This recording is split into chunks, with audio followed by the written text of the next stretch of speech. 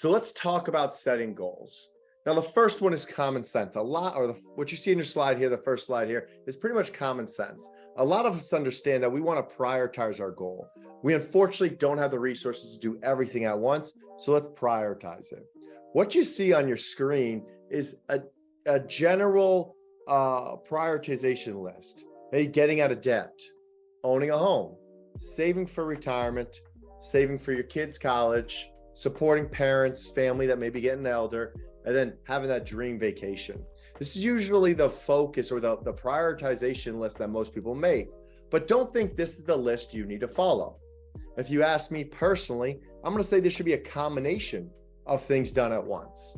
Right? You shouldn't forget about your retirement because you got to pay off some debt, usually speaking or generally speaking, or never be able to take a vacation because you have these other priorities. So a lot of your goals should be around what is the priority to me, and should I do more than one at one time? Now, again, we all have goals we set for each other, but let's actually define how that goal should be set up.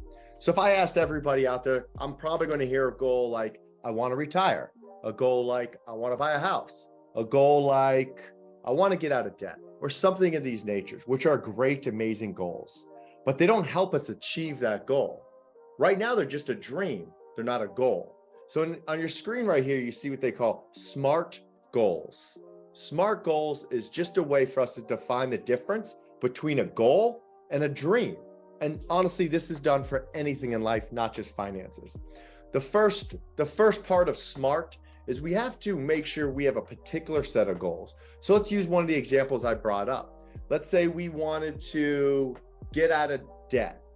Well, if we wanted to get out of debt, we have to define how much debt that we have and what debt we want to get out of. Then the next step is measurable. How do we measure how we're doing? Let's say we're getting ready for retirement and we decided we needed $1 million for retirement.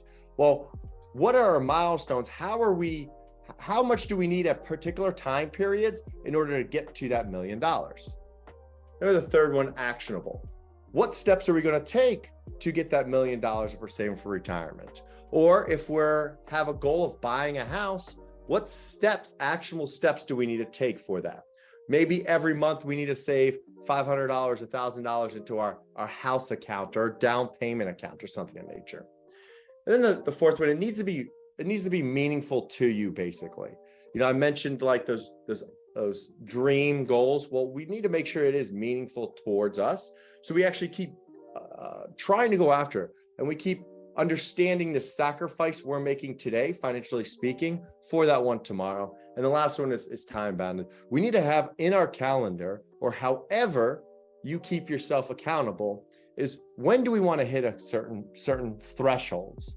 So like I said, if we're, mitigating debt or something of that nature, and we have, let's say 5 credit cards, we want to put on the calendar when we want each maybe credit card paid off.